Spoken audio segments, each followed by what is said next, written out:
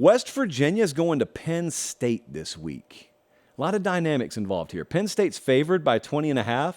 This is a 7:30 game Eastern time on NBC Saturday night. Stats and info, paper pop here. Stats and info tells me West Virginia is seeking their first upset as a 20-plus point dog since 1995. Braves won the World Series that year. Apparently West Virginia wasn't very good because they were 20-point underdogs, as they are here. Let me tell you how we handle big spreads on this show. There is no skill, well, there's a waste of time in me telling you I think Penn State's going to win.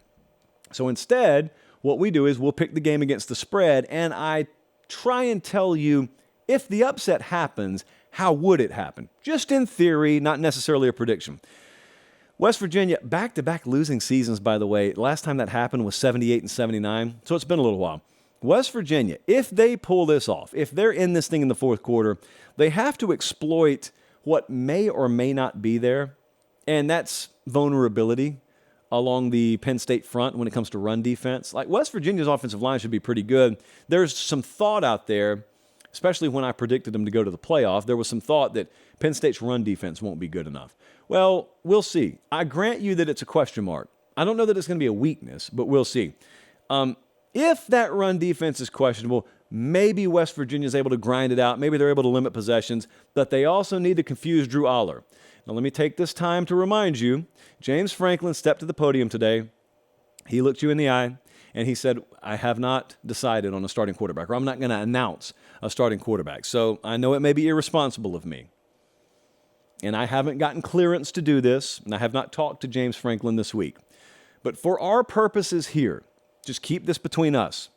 I'm announcing Drew Aller as the starter this week. That's good? Jesse, we okay with that? Okay. So for our purposes, he's going to start. Now that we got that out of the way, and there's a big announcement I had to make there. So now that we got that out of the way, someone can tell him in due time.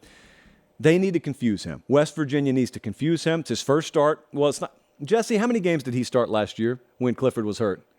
Okay, so it's not his first experience. Had 10 appearances last year. It's the first time where he's the guy. It's his team now. And that hasn't been announced, but it will be announced. So you couple that. Let's just theoretically play it out. If you couple that with maybe no wide receivers emerging, Lambert Smith's up there, Wallace is up there, Dante Cephas came in time. They think he'll be an impact player for him this year. But let's just say the questions are valid and Penn State's wide receivers can't separate, and your new quarterback is struggling to make anything happen. It's just an ugly game. Yeah, that could happen. That's the kind of thing we've seen before. But here's the issue. Unless West Virginia grabs a big lead, which I don't see happening, their run game's going to lean on you, and you won't have an answer eventually. Like, Penn State's ground game's too lethal, and it's going to force you to try and take too many risks, and that's where you play into their hands. Because their defense, their secondary, those linebackers, those edge rushers, really good. They will force mistakes. I think too many. And so let's take a look at what the Vegas number is. Let's take a look at what the model thinks. Interestingly enough, the Vegas number is Penn State minus 20.5. We've only got it Penn State minus 18.5, and yet I still disagree with the model. A lot of disagreement. A very, very hostile opening to the season, me and the model. I'm taking the Penn State to win. I'm taking Penn State to cover. And I think that it's going to be kind of a game where you have moments where you say, oh, dude, this Penn State team doesn't have it. And then you look up at the end of it, and they won by, 3+ touchdowns.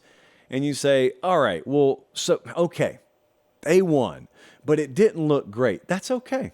And you know what? They play Delaware the next week, and that's okay if it looks like that.